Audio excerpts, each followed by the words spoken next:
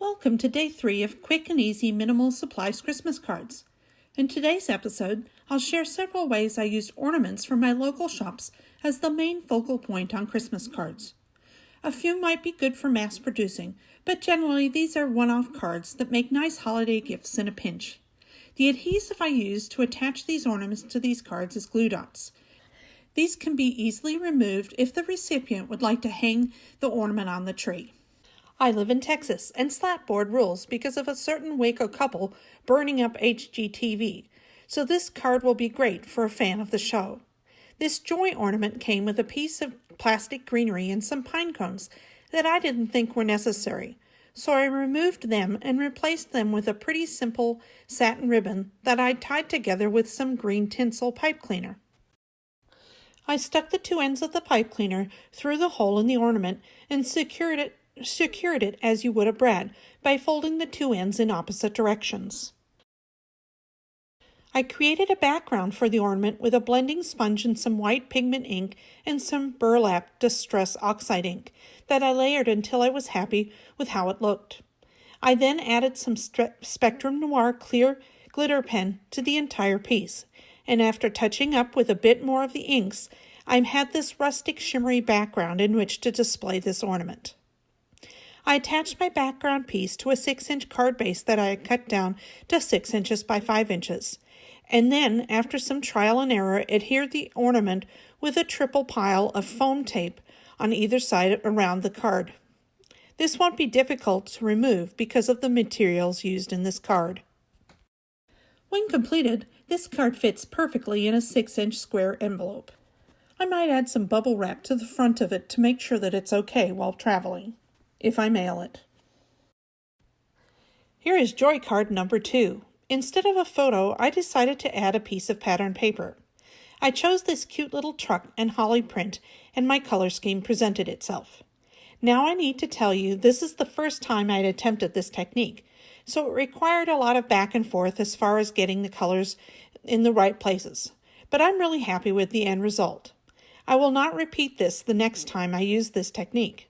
Next time I will take out the center picture area, mask off the left and right letters, and start by coloring the center white and adding the gold gel pen accents. I would then cover the center with a clear embossing powder and heat set it before moving on to the next step. I would then mask the center and move on to coloring the letters on the left and right side, and then cover them with the clear embossing powder as well. The center is then repositioned in the finished piece, and it is added to the front of an A2 card base with glue dots. This card also fits in a normal A2 envelope, but once again, I would add some chipboard for stability. I thought this was a super fun sentiment. It would make a great front to any card. So that's what I did. To make it quick and easy, I took a 4¼ inch by 5½ inch piece of pattern paper and matched up one of my Distress Oxide inks with the colors on the paper. I then applied the ink directly from the pad to the wood ornament. This wood is somewhat delicate, so I was very careful as I was spreading the color. To provide a bit better coverage in this instance, I added some re-inker to the ink pad mid-coloring. When the coloring was complete, I immediately applied clear embossing powder to the piece and heat set it to create a pretty shiny sentiment and protect the color. I attached my pattern paper with dotted tape runner to a card base and applied a few glue dots to the back of the phrase to adhere to the front of the card. Isn't this a fun color combination for the holidays? I really love it. This card does fit in a regular A2 envelope, but I would suggest adding a piece of rigid chipboard if your intention is to mail it to protect the wood. I cut a 6-inch square card base down to 6 inches by 2¾ inches to be at the perfect size for this cute little sled ornament. I found at Target for $1. I simply attached it to the front of the card with the glue dots and then added a piece of the Merry Christmas ribbon to the front, and this card is done.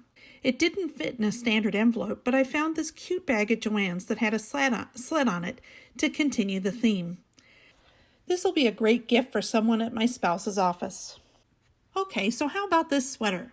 This smaller version of the ugly Christmas sweater is just so adorable, I couldn't resist making it into a card to gift to someone. I thought a gatefold would work great for it. I measured the sweater and cut a card base to fit it. The sweater measured 4 inches wide by 5.5 inches tall. So I cut a piece of cardstock down to 5.5 inches by 9.5 inches and scored it on the 9.5 inch side at 2 inches, 2 3/4 inches, 6 3/4 inches, and 7.5 inches. I chose 2 different pattern papers and cut them into panels to cover the front and back of the card base. I tucked the little hanger into the sweater for safekeeping and attached it to the inside of the card with glue dots. I spread out each of the arms and attached them to the sides of the cards. For a sentiment, I used this great Merry Christmas ribbon. I attached it to a piece of cardstock for sturdiness and then placed it between each of the armholes on the sweater.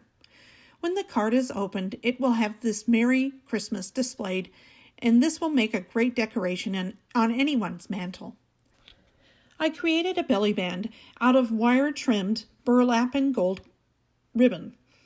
And what I did is I just tied it around, tied a really simple bow, gave it some fishtail ends, and because of the wire, it slips on and off very easily. I have a little 4-year-old niece who would just love this, so I'll be putting it on the tree at a low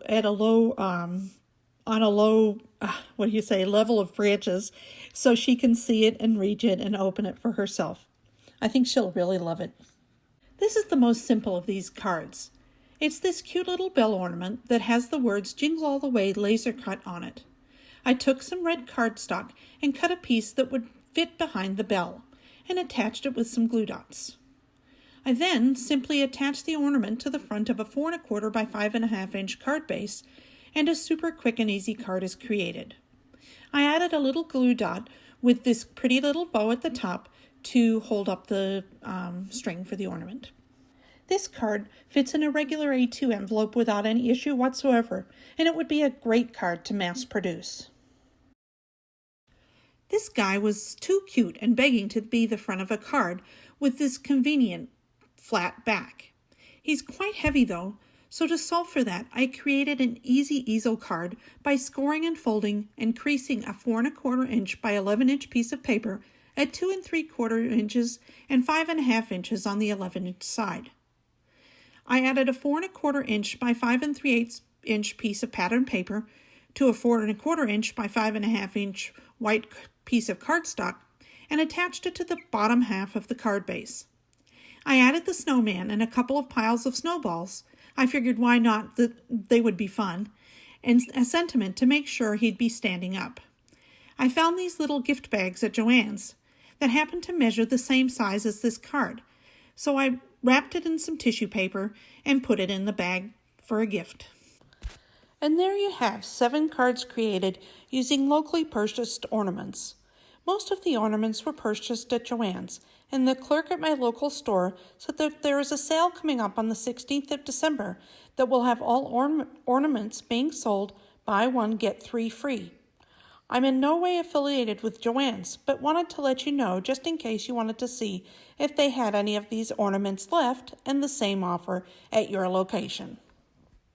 Thank you so much for taking the time to watch this video today. I appreciate your comments and thumbs up, and hope if you haven't subscribed already, you'll take the time to click the buttons to subscribe and receive notifications so you don't miss the next and final video in the series. I have also added links to the other 2 videos in the series. Thanks again, and see you next time.